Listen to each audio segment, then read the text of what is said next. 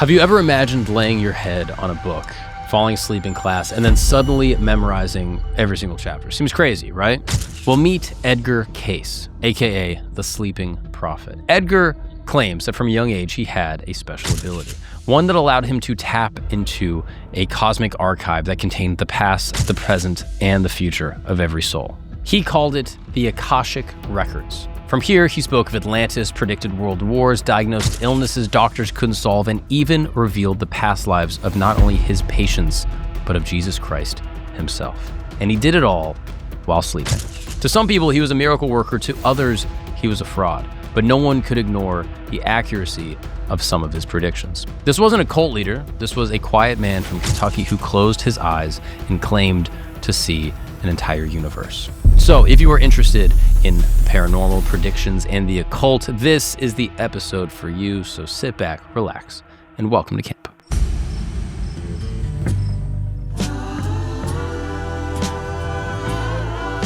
What's up, people, and welcome back to camp. My name is Mark Gagnon, and thank you for joining me in my tent, where every single week we explore the most interesting, fascinating, controversial stories from around the world from all time forever. Yes, this is my attempt to figure out all the stuff going on in the world. As always, I'm not alone. I'm here with my good friend Christos Tapalambados.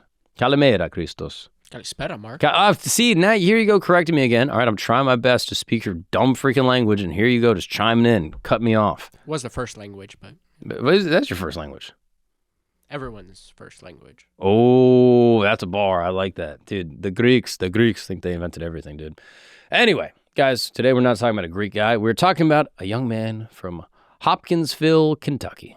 This is a man by the name of Edgar Cayce. Now, let me just say, I don't believe all of Edgar Cayce's claims, okay? But as a independent researcher, journalist extraordinaire, okay? And also just a guy that likes weird stuff, I'm always fascinated by the stories of people that claim to have extraordinary abilities. And I like to suss it out. I like to go through all the stuff and be like, is there something weird going on? Or is this guy just kind of out to lunch? And I want you to do the same, all right? So I'm going into this with a little bit of skepticism, okay? So just roll with me here, all right? Edgar Cayce was born March 18th, 1877 in Hopkinsville, Kentucky, to kind of just like a standard issue Kentucky family in the 1800s, right? They're conservative, rural, Christian, and he was one of 6 children, and he grew up on a farm. From a young age, he had something about him that people would say was special. And he wasn't able to like play violin or like read good. He claimed to be able to see and communicate with his dead grandpa. Yeah. And he would regularly play with what he called his imaginary friends, but claimed that they weren't friends that are like even imaginary, that they were actually spirits from, quote, the other side. And he also, by all accounts, had a pretty photographic memory, specifically when it came to the Bible. And according to the legend from people that knew him, if he needed to memorize something, he would literally fall asleep on the book. Like the thing we would talk about like in class, like you'd be like, oh man, I wish I could sleep on this and just learn everything. He would claim that he could literally do that. And he would claim that the information would then soak in overnight. And he got this nickname as the Sleeping Prophet. Now, the first time this happened, Edgar was struggling with a difficult spelling lesson when he was just a boy. And after hours of failed attempts to memorize all the words, his father, Leslie, had grown frustrated with Edgar's poor performance and like pushed him out of his chair. And as he was laying there, he claimed to hear a female voice telling him to simply lay his head on the book and take a nap. When he woke up 20 minutes later, he could suddenly spell every word perfectly. Not just the ones he had been studying, but every word in the entire book. He could even describe the illustrations on pages that he hadn't looked at and recite passages from chapters that his teacher hadn't even assigned him. Now again, it sounds crazy, but this is what he and the people around him claimed. It was as if like just everything from the book had just gotten into his head while he was sleeping. Now, Edgar discovered that this worked with any book or any written material, and he would simply place his head on it, put it under his pillow, fall asleep, even after a light nap, and wake up with a recollection of all the contents. He even described the experience as feeling like it was literally soaking in to his head, that he was remembering the actual information, but not really remembering the process of absorbing it. And when word of this weird little study method spread around his small school, Edgar went from being one of the worst students to the smartest, and his teachers were even amazed by his transformation. They were like, how is this possible? Like, they thought that maybe he was like cheating, and even some of his classmates saw him with like some suspicion, and that added to his reputation as like the weirdo kid that was able to like see spirits and stuff. And Edgar himself didn't try to explain how it worked. All he knew is that if he needed to learn something, he would sleep on it, literally, and it was better than actually studying the book. Now, his mom, Carrie, was by all accounts, pretty supportive of this. His father was not less, he was much less stoked on it, right? This is like a traditional, like, religious Christian family, and he was like, oh, this is a little bit weird, right? Like, their household growing up was extremely religious. So as a result, he would spend hours alone reading the scripture, and this ultimately would shape his worldview. So at 13, while reading the Bible in the woods, he claimed to have had a vision of a winged woman, probably similar to the other woman that he claims that told him to sleep on the books. And this winged woman in the woods told him, your prayers have been heard. What you desire will be given to you. Work with the sick and the afflicted. And he saw this as some type of divine mission, though he didn't fully understand why at the time. He told very few people about it because he thought that he would get made fun of even further or mocked, or they just wouldn't believe him. So as he grew older, his family couldn't afford higher education. So when he began the 9th grade, he left school and just began working odd jobs, mostly on his family farm, and then later as a bookstore clerk. But eventually he learned about this new science that was coming out called photography. And this became his new passion, and it was his main source of income. So at this point in his life, he had no indication that he would be anything other than just like a humble small-town photographer doing portraits for rich families, right? He was engaged to Gertrude Evans, who was his childhood sweetheart. He worked a regular job and seemed destined for just kind of like a regular sort of life. And then everything changes. When he's in his early 20s, he develops a severe case of laryngitis that lasted for basically like a year. His voice became like really raspy, and then it just eventually disappeared, and he was no longer able to speak. And he saw multiple doctors, but none of them could help. Medically, his condition was diagnosed as post-diphtheric laryngitis, believed to have been triggered by an earlier bout of diphtheria and then aggravated by stress. And this was devastating for young Edgar because his job as a photographer would require some communication. He'd have to tell people what to do. Even just to sell his services, he'd have to talk to people. And now he can't really work properly. But the loss of his voice wasn't just like a job setback. It was emotionally crushing. You see, Edgar had just gotten engaged. His fiancée Gertrude stood by him, but the uncertainty of whether he would be able to speak again or even work again was weighing really heavily on him. And he tried every remedy. He would do throat sprays and tonics and rest cures and electrical treatments, anything that he could do, and nothing was working. So he communicated through like writing and then like faint whispers when his throat was feeling good enough. And, he was doing whatever he could, but his chance at like any type of normal life was kind of just slipping away. And his family was really worried that he would just be like permanently disabled and he'd be mute for the rest of his life and unable to support a wife or kids or anything like that. And then he had a breakthrough. In 1901, there was a traveling hypnotist named Hart who visited Hopkinsville and offered to hypnotize Cayce as like a part of a stage act, like just like a fun show for people. And under hypnosis, Cayce spoke normally for the first time ever, like since he actually was diagnosed with this laryngitis. So in over a year, he hadn't spoken, and now he's able to speak perfectly fine. He tried to basically repeat the treatment privately, but Cayce's voice always vanished whenever he woke up. Later, a local hypnotist and osteopath named Al Lane proposed a more controlled version of this experiment. He put Cayce under hypnosis and asked him to describe what was wrong with his throat. And while he was in like this trance, Cayce actually diagnosed himself, saying that the cause was a psychological paralysis of his vocal cords due to poor blood circulation.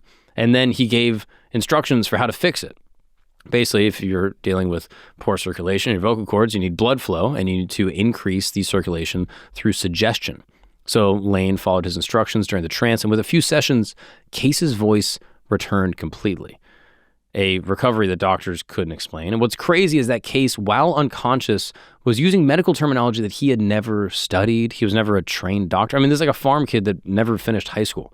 He described the physiological mechanisms of his condition with precision that baffled the hypnotist and even was more surprising to the doctors that knew what he was actually talking about. But the crazy part is that when Cayce woke up, according to the reports, he had no memory of what he had said. This was the moment Cayce realized that in a trance, he could basically access information that he didn't consciously know. And he called this just his subconscious mind. And at times he would even call it his universal mind. Basically, the question is this coming from inside of him on a subconscious level? Maybe you heard these words from people talking at the doctor when he was a kid. Or is this coming from outside of him? Maybe he's channeling the universe in some type of cosmic, like esoteric way that's giving him this information. And initially, he only used this gift basically as like a thing that he would do for his family and friends. And he saw this, as something that he could do to try to help people, but he didn't take it much farther.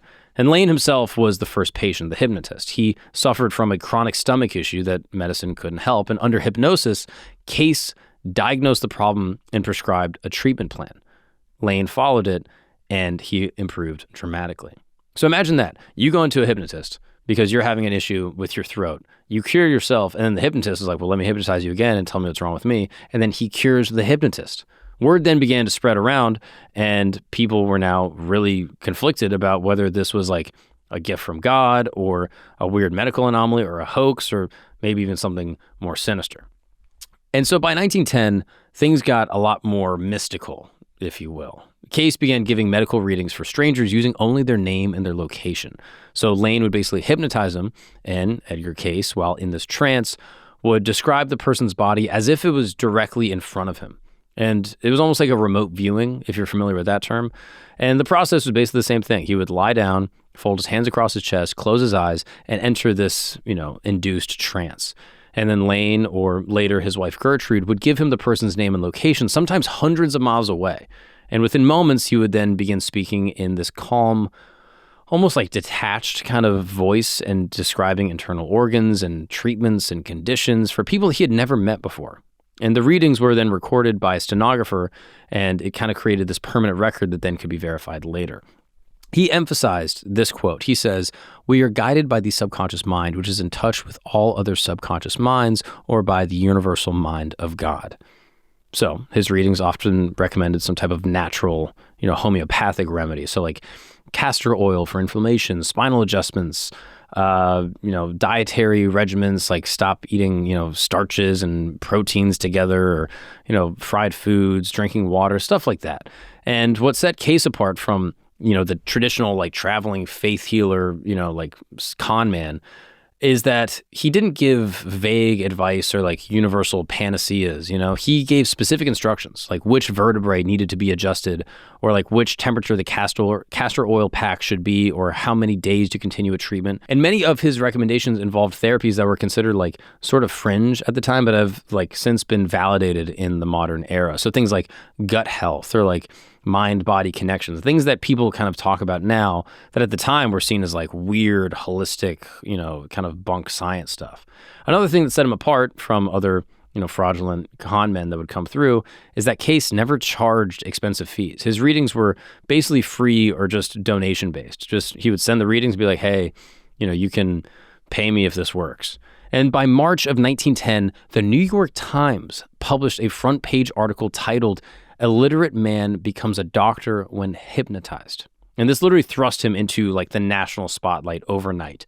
And in an instant, he went from this like local curiosity, like dude in your town that was doing this like crazy little trick to a national phenomenon. And as a result, letters were pouring in from desperate people begging for these types of, prescriptions or a reading or anything. Doctors began traveling to Kentucky to just watch him while he was working. And some of them were really impressed, and others claimed that he was playing tricks with, the subconscious mind. All at the same time, Cayce himself was overwhelmed. During this period, he stayed firmly focused on health and really tried to, avoid any type of spiritual or like occult woo-woo topic because he felt like maybe it would discredit him. And he continued working as a photographer to just support his family and gave readings in the spare time while he, could just like fit them in. And he was also struggling with the attention. Remember, he is a devout Christian. He's still worried about whether this ability is coming from God or from the devil or like what is going on. And this is something that a lot of people don't know, is that he often prayed before each reading, asking God to allow him to be a channel for the good. And so by the 1920s, Cayce had given thousands of readings, and mostly all of them have been recorded and verified in some way by physicians at the time. And it proved some authenticity that what he was doing was, at least, verifiable, that he was actually giving treatments to these people. But still, he remained really humble and kind of conflicted and never fully comfortable with the spotlight that these abilities were bringing to him. And then this changed in 1923. When a reading unexpectedly referenced a patient's past life. Now, Cayce was giving advice to a man suffering from chronic digestive problems when in the middle of the trance, his language shifted. instead of talking about diet or spinal adjustments or whatever else he would prescribe, he began describing the man's life as a colonial settler in America in the 1700s.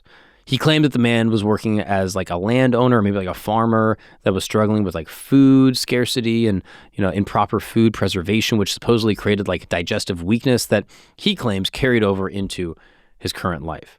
Now, this sounds crazy, I know, but to Cayce, he was also freaked out. This is the first time this had happened to him, and he was terrified. I mean, he was like now, as a Christian, dealing with this idea of like reincarnation. He was like, what is going on? And this was a concept associated with obviously like Eastern religions and Hinduism, and often in a lot of like occult circles, ideas that his Christian community and his Christian values did not align with.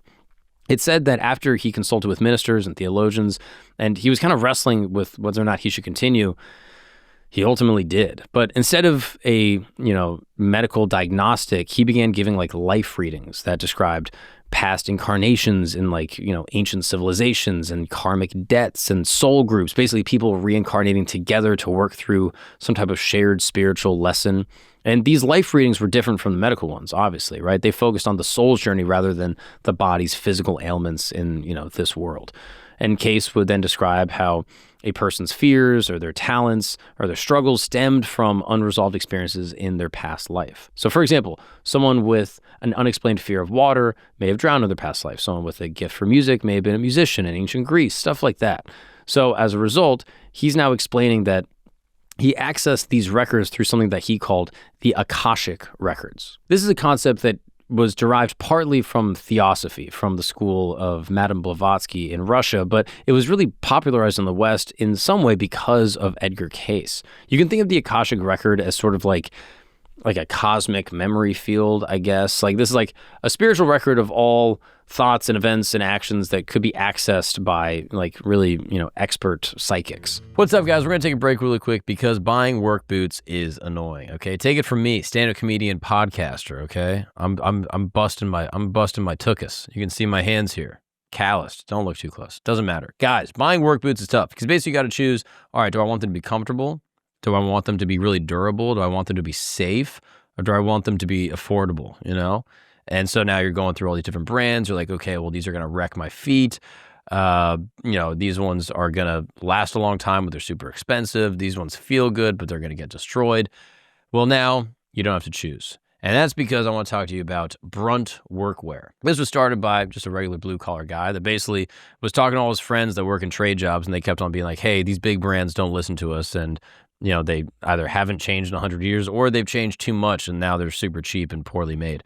But that's why he invented Brunt, because these are products that are used by real hardworking tradesmen that want something that is extremely comfortable right out of the box. They want them to look cool. They want them to be not crazy expensive, and they want them to last a long time. And that's why Brunt is amazing. I've been wearing these around the city because, it's a little bit chilly now, and I put on my boots just to make people think that I have a blue-collar job. And they are comfy right out of the box. I mean, like I wear, like running shoes, regular shoes all the time. And these kind of feel like that. Like it feels like I'm just wearing like a normal boot. But these are awesome because they are super safe. They're waterproof. They are, lace up. They are great ankle support. And on top of that, they last forever. I actually have friends that work in roofing, and they'll wear these in the wintertime up in, Pennsylvania. And they'll be able to wear them throughout the whole year. And they keep your feet warm. They last a super long time. They've dropped like hammers on their toes, and they're, generally safe. I mean, I wouldn't recommend testing it yourself. But if some mistakes happen like they do on the job site, you can be sure that you'll be safe with your Brunts. Now, I don't think there's a ton of other brands that are doing what Brunt is doing. And that's because Brunt stands by what they make. You can wear them to work, and if they're not right for you, you can send them right back. I don't know any other brand that does that. That's a company that is standing on business. So all that to say, Brunt stands on what they believe. You can try them out, send them back if they don't work, but I'm telling you, you're going to love them. They're extremely comfortable. I've been wearing them around the city. They keep your feet warm. They keep your feet safe, and they're not crazy expensive, and they might be the last boots you ever buy because you're going to wear them for years, and they're going to hold up. I'm telling you, Brunt is amazing, and they love this podcast so much that the listeners of this very show are going to be getting $10 off Brunt when they use the code CAMP at checkout. Just go to bruntworkwear.com, use the code CAMP, and you are good to go. Stop messing around. Your feet are important, and your health and safety is the most important thing you can do. Check out Brunt, and now let's get back to the show. What's up, guys? We're going to take a break really quick because you need help pitching your tents. Yes, and that's what we do over here at camp. Maybe you're, in line waiting for a concert somewhere, and you just need something to lean on. Who knows? Maybe you just need help pleasing the special man or woman in your life. And that's why I want to talk to you guys about Blue Chew. Blue Chew is the ultimate service to get you discreet supplements right to your home. And what do these supplements do? They give you that leg, that third leg, the important one. And Blue Chew is going to help you lay it down, okay? It's an amazing service that's coming straight to your door. And for the listeners of this very program, they are going to get their first month of Blue Chew for free. All you need to use is the promo code GAGNON, Gagnon, and you'll have them gagging. You know what I'm talking about? You know what I'm saying, my boy. So go to bluechew.com and try the promo code GAGNON, Gagnon, and you're going to get your first month free. All you got to do is pay $5 for shipping. That's like a coffee, okay? So to skip your morning cold brew and instead get that hard brew for an entire month. Yes, that is at bluechew.com. Use the promo code GAGNON and start laying it down like they deserve.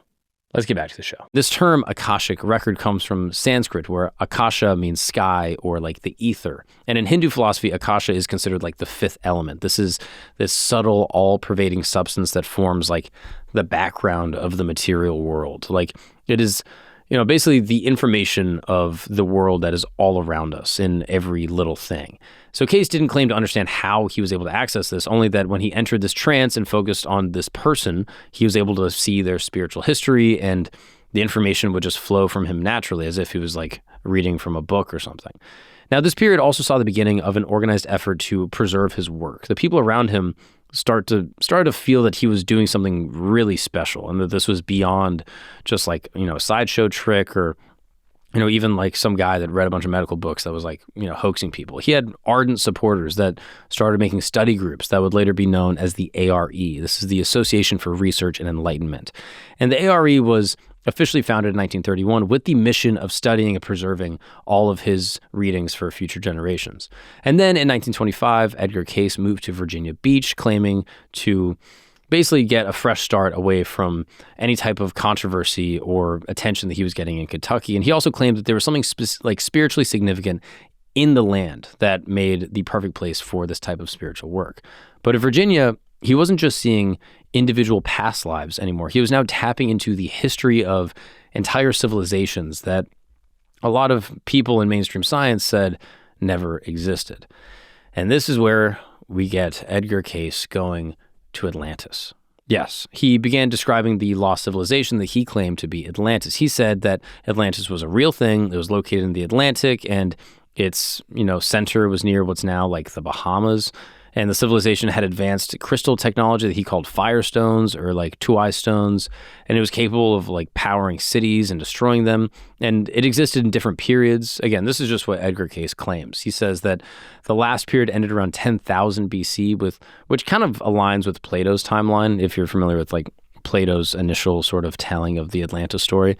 And he also claimed that Atlantean refugees migrated to Egypt and then to the Yucatan and then gave those cultures this knowledge of civilization, so to speak, and, taught them how to, build pyramids, ostensibly, things like that. But Cayce's Atlantis wasn't the mystical utopia that people talk about today. Much like Plato, it was a cautionary tale. According to his readings that people wrote down, Atlantis was technologically superior to modern civilization, but it was morally corrupt. And the Atlanteans had harnessed the power of these crystals to then create energy and heal disease and, communicate over distances. And these stones were described as being housed in like central power stations where they amplified the Earth's natural energy. However, as the civilization grew more powerful, there was then two factions that emerged. One was the son of the Law of One, who used technology for spiritual advancement, and then there were the sons of Belial, who exploited it for selfish gain and control. And according to Edgar Cayce and his records, that there was a conflict between these two groups that led to a catastrophic misuse of these stones, which ultimately triggered volcanic eruptions and earthquakes, and eventually sinking the entire continent into 3 major cataclysms. The final destruction occurred right around this 10,000 BC time, and it scattered all the survivors across the globe. Cayce then claimed that many souls alive today had incarnated during Atlantis and carried these subconscious memories. Now, I know it sounds pretty crazy, but again, Cayce suggested that this explained humanity's dual nature, our capacity for innovation, but then also destruction. Right? You can think of like nuclear power being able to be this efficient way to create energy, but also this way to create the most dangerous bomb that we have known to mankind. So, one of the most famous claims was the existence of this Hall of Records, which is buried beneath the Sphinx's paw in Egypt. According to Cayce, the Hall of Records was like a time capsule created by the Atlantean survivors who fled to Egypt around the time that Atlantis was allegedly destroyed. And it supposedly contained a bunch of records about technology and spiritual teachings and the history of human civilization dating back like hundreds of thousands of years. He also had a specific location for it. It was beneath the right paw of the Sphinx, and it was accessible through a hidden chamber connected by underground passageways to the Great Pyramid. I know, this is a lot, but again, this is Edgar Cayce and what he claimed to have seen. He said that the records were preserved in this like indestructible material and would only be discovered when humanity was ready to use the knowledge responsibly and when humans reached a spiritually mature stage. But Cayce also believed that parts of Atlantis would be discovered near a place called Bimini between 1968 and 1969. While giving a reading, he claimed that Poseidia will be among the first portions of Atlantis to rise again, expected in 68-69, not so far away. Now here's what's interesting. In 1968, researchers discovered the underwater Bimini Road Formation. If you're familiar with Graham Hancock or his Netflix show, this is something that he's discussed. And this is basically submerged stones, basically off the coast of Bimini in the Bahamas, that look like a road formation. Like it looks like you have these like cut up like giant stones that are forming like this road thing. And it looks like maybe like a road or like a wall. And the formation consists of like these giant limestone blocks that are arranged in this like linear pattern extending for roughly half of a mile. And geologists debate whether it's a natural formation or if it's man-made, but for Cayce's followers, the timing was too perfect to just be a coincidence. And you can actually see a picture of the stones here. I mean, it looks pretty remarkable, and maybe it's naturally occurring, but I mean, it's pretty wild, right? But Cayce isn't finished with his controversial claims. While he was describing lost civilizations and ancient technologies, he was also diving deep into religious territory that would disturb even his most devoted Christian followers. His readings about Atlantis were pretty crazy, specifically for the time, but what he said about Jesus Christ, the centerpiece of his own faith, of the entire Christian faith, would prove even more disturbing.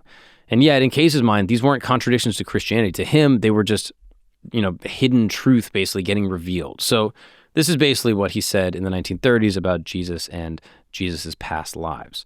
Cayce's readings during this time went deep. He claimed that the soul that incarnated Jesus had been reincarnated multiple times before, and these are the people. Adam, who fell from grace, obviously, in the Garden of Eden.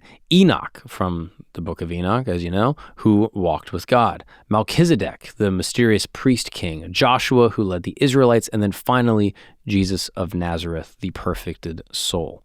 Now, this was maybe his most controversial idea. He wasn't claiming that Jesus was just another human or just another human soul. He maintained that Jesus was unique, but it was the only soul to achieve perfect unity with God. Now, according to the reading, that perfection came through this long journey of incarnations, each one bringing the soul closer to a, completed spiritual fulfillment. He claimed that the soul that would ultimately become Jesus had volunteered at the beginning of human history to be the savior and put aside his own wants and needs, incarnating repeatedly to guide humanity back to God. Now, Cayce described this journey in detail. Adam represented the soul's first experience with free will and the consequences of choosing separation from God. Enoch achieved so much spiritual purity that he transcended physical death. Melchizedek appeared as a priest king without a father or a mother, which represented a higher dimensional manifestation. Joshua led God's people towards the promised land, which then, obviously symbolizes spiritual leadership. And each incarnation built on the previous one until the soul was ready for its final mission as Jesus of Nazareth. He also gives details about Jesus's lost years. If you're familiar with the Gospels, there's not really much that's known about Jesus in his childhood or really any time up until he's about 30 years old when, his ministry actually starts. That's more or less when the Gospel starts. So There's one story of Jesus as a kid at the temple, but from the ages of like 12 to 30, we don't really know anything. But according to Cayce, Jesus didn't simply disappear from the biblical record during those 18 years. He was preparing for his ministry by studying the world's spiritual traditions. Now, Cayce's readings describe Jesus traveled to India, where he studied with masters. He learned meditation and healing and the nature of consciousness. He then spent time in Egypt at the ancient Egyptian mystery schools, understanding the esoteric teachings preserved from the Atlantean times. And he even studied in Persia and learned from the Zoroastrian tradition, the first truly monotheistic religion. This wasn't to suggest that Jesus needed to learn spiritual truth elsewhere. Rather, Cayce kind of reconciled this by saying that it was Jesus understanding the universal spiritual principles that all of these traditions were pointing towards, so that he could basically communicate with a diverse amount of people when his ministry began. Unlike other occultists during, times such as like Aleister Crowley, or Jack Parsons, which, by the way, definitely you should check out our episodes on both of them, Cayce remained overtly Christian. And he saw these readings as completing the Christian story, not rejecting it. Instead, he interpreted it as like a forgotten part of early Christian teaching. So to support this, he pointed to biblical passages that he believed hinted at reincarnation. And this is Jesus identifying John the Baptist as Elijah returned in Matthew 11, verse 14. Jesus asking his disciples, "Who do people say that I am?" And their answers referencing past figures. And the disciples asking Jesus about the man born blind, saying this, "Who sinned, this man or his parents, that he was born blind?" Which, was found in the book of John, and it implies a belief that a man could have sinned before birth. Who sinned, this man or his parents, that he was born blind? So from Cayce's perspective, these were traces of reincarnation and, kind of biblical doctrine that the early Christians had abandoned or just missed, and that his readings were actually restoring this lost knowledge.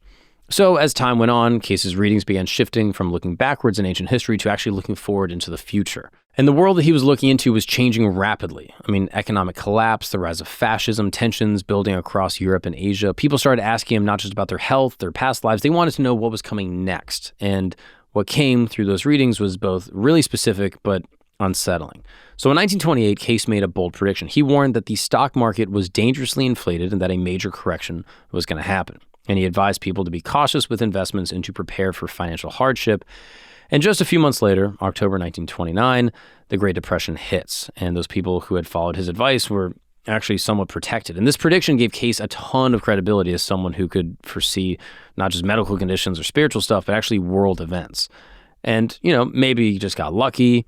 Maybe he had a couple friends in finance that were like, hey, this thing is destined to go at any point. But to predict it a few months later, it's like, oh, it's pretty good. And then just a few years later, in 1935, he warned that unless there was, quote, brotherly love, a global conflict would engulf the world, starting with Austria, Germany, and Japan. Now, this was years before World War II officially began. Obviously, Hitler was on the rise in Germany, but, the war hadn't officially started, and it'd be, maybe 6 years before America actually got involved in the war. So this is a time when a lot of people were focusing on recovering from the Great Depression. Now, his readings described the rise of totalitarian regimes and warned that humanity's failure to embrace unity and compassion would lead to unprecedented destruction. The wild thing is that he specifically mentions the role of Austria and Germany. And just 3 years after that, Hitler annexed Austria, Germany invaded Poland, and Japan expanded aggressively into the Pacific, all aligning with Cayce's warnings.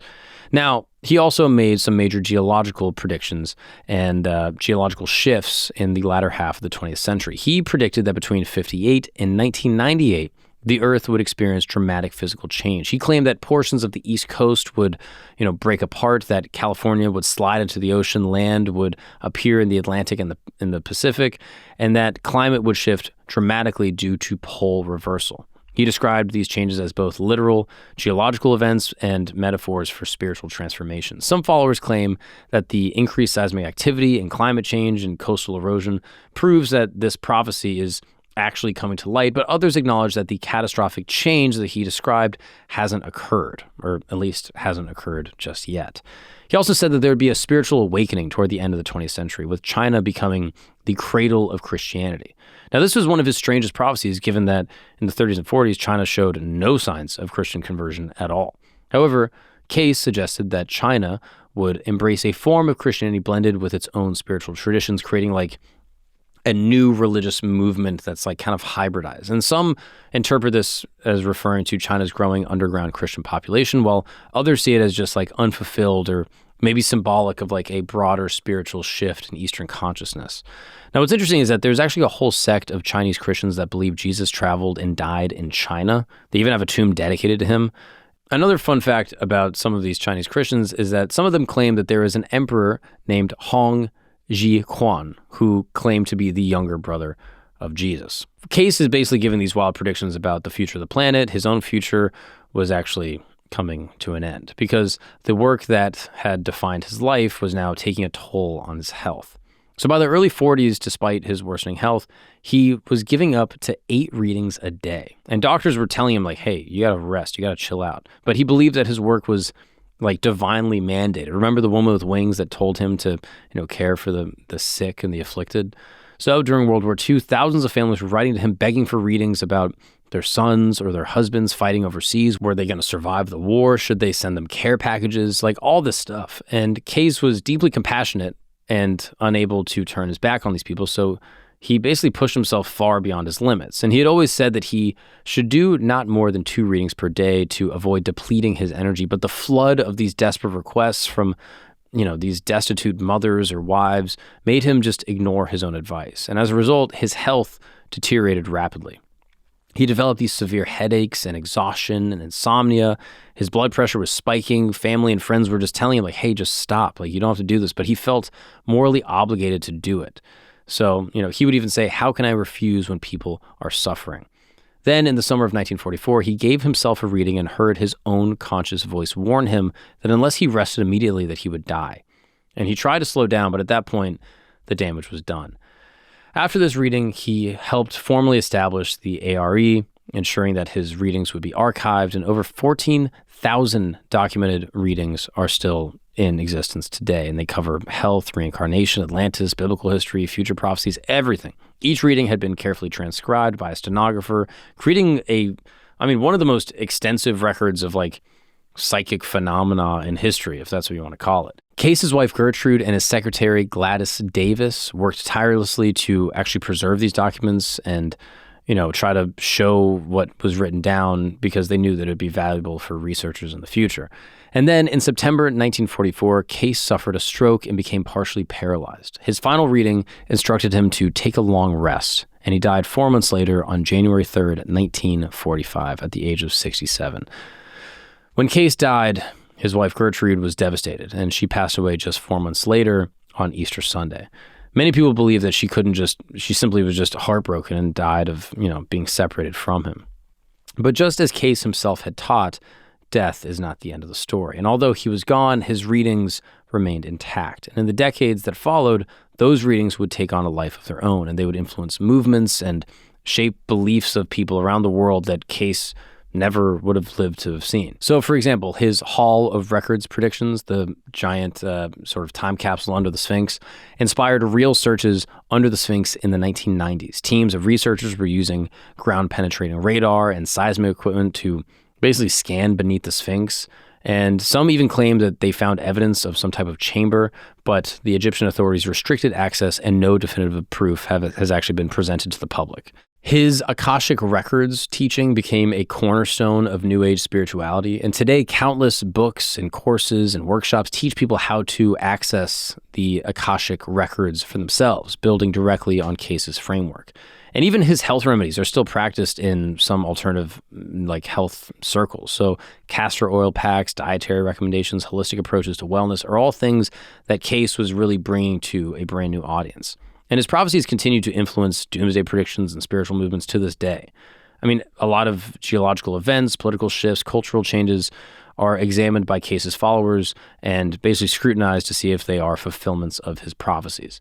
He's one of the most studied psychics ever, and his legacy continues to inspire and confuse people even decades after his death. And that, my friends, is the life, legacy, and the insane predictions of one of the most studied psychics in history, Mr. Edgar Cayce. I don't know, man. It's pretty interesting. I would love to go through all of his like predictions, all of his readings. Like I would love to know what the what skeptics would say about it. I mean, he had some other predictions that we actually didn't bring up just yet. I mean, one that's really interesting is that he made multiple readings, 171 readings, about a group called the Essenes, who basically hid their ancient records. And he described the Essenes as a brotherhood of men and women who preserved records and lived in a certain way.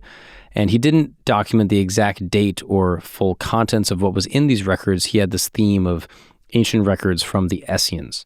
And then a few years later, they discovered the Dead Sea Scrolls, which were hidden by the Essene Jews that were then found, I think 5 or 6 years later after he predicted it. They were actually found after his death. So he said, oh yeah, there's these people that hid this ancient knowledge and it's going to be discovered. And then it was discovered. And then one of his readings, he said that man should live longer than he had been ordinarily given and will, according to human lifespan and advances in health. And today we are seeing increased, human lifespans and, emphasis on preventative health. Another thing that he talked about was some readings attributed to him discuss how varied channels of communication working in a more cooperative and structured manner. And some people are like, oh, this is interconnected global communication, stuff like that. Some critics would say that he had many predictions that didn't come true, like, California going off into the ocean, or, he would talk about great disturbances or vague, some things will change, which are kind of not very accurate. He made thousands of readings, and some people say okay, he made 14,000 documented readings. Some of them are going to be true. But even some of these, I'm the Dead Sea Scrolls is that's pretty crazy. He talked about the Essene Jews. Who's talking about the Essene Jews in the 40s? And the Dead Sea Scrolls, the way that was discovered was I think a dude just threw a rock into a cave and then heard a glass break and then went in there and was what is this? It's not people were searching for the Essene Scrolls. It's they accidentally just discovered these Dead Sea Scrolls. Pretty wild. I don't know. I don't really know what to make of it. I would I'm curious what occultists or even Christians say about this guy, because I knew vaguely of him just from doing my own weirdo research, but I didn't know all the details about his predictions. And he seems like a pretty well-meaning dude. You know what I mean? I don't know if he's he doesn't seem like a bad evil guy. He doesn't seem like a grifter necessarily, or at least he wasn't trying to be. Maybe the people around him were making him grift and being hey, just do this. But it doesn't seem like he personally was trying to get super rich off these readings, considering that he wasn't charging for them. I don't know. It's all very strange to me. I gotta read. I hope someone has a good book on him, because now I want to dive into the whole book. So some people point to some of his inaccurate predictions. According to Wikipedia, he said in the 30s that he predicted that North America would experience existential chaos. Well, technically he's right. Los Angeles, San Francisco will be among those that will be destroyed before New York. And he also predicted the second coming of Christ would happen in 1998. Well, who knows? Maybe the second coming of Christ was born in 1998. And he's just turning 20, pretty recently. And what's 33 years after 1998? Oh, that's good. 2031. 2031. Oh. I was born in 96. So I just missed it. 2 years too early. I know. That's I just missed it. But I have some friends born in 98. I got to think. It's not Sanchez. For sure not him. I don't think. The only thing he's coming is some random girl's back. I'm trying to think. Yeah, I don't know. Yeah, he missed a couple of these for sure. But, some of these were actually, that's kind of a big miss. But still, the Dead Sea Scrolls thing is pretty solid. Stock market crash, pretty solid. Maybe you could have seen that. World War II, who knows? Maybe he got lucky. But I want to know some of the people that he actually cured. I wonder if the stuff was just kind of fringe holistic stuff at the time that everyone's oh yeah, you should drink water and exercise. I got to look at some of his specific detailed ones. I need to actually check the specifics of all of his records. I'm going to read all 14,000. He also allegedly predicted death of 2 U.S. presidents while they're in office, FDR and JFK, and the fall of the Soviet Union. Do you have what his prediction on the presidents was? Yeah. It's a little cryptic. Go ahead. You are to have turmoil. You are to have strife between capital and labor. You are to have a division in your own land before you have the second of the presidents that next will not live through his office. A mob rule. Ooh. The second of the presidents. I mean, it's kind of ominous. But also there's been more than 2 presidents that have died in office. Right? Well, during his lifetime? I guess in his lifetime there had already been some that had died. Right. But yeah, I mean, FDR was like, what, late 40s? Mm-hmm. And then, JFK was 63. Yeah. So yeah, I mean, look, maybe I'll give it to him. And then he said the Soviet Union would fall. I mean, that's kind of wild. Specifically said communism wouldn't be the way, and then... I mean, maybe he's just a based capitalist. Maybe he's just like super based. He's just like, yo, communism? Whack, dude. That shit is there's no way. I mean, he could read books just by falling asleep on them. So. That's a good point, bro. So maybe he just has like crazy photographic memory, is able to read all the shit, and was just like a smart dude. And then in order to like gain some motion, he was able to, he said that it was clairvoyant. I don't know, man. I got to read more about this guy. Maybe we do another follow-up episode on some of his other predictions. I mean, what do you guys think? Do you think Edgar Cayce was channeling something? Do you think he was just a smart dude that, had some good intuitions? Do you think he just got lucky and said a bunch of stuff and some of it was true, like the rule of, the law of large numbers or whatever? I'm curious to know what you guys think. Drop a comment. I read all of them on YouTube and Spotify. I appreciate you guys for tuning in to another episode of Camp. And as always, you can see me on the road, Mark Agnon Live. You can also check out the merch over at Camp R&D. And yeah, I can't wait to see you guys next time in my beautiful tent. Thank you so much. Appreciate it. Christos, any final words?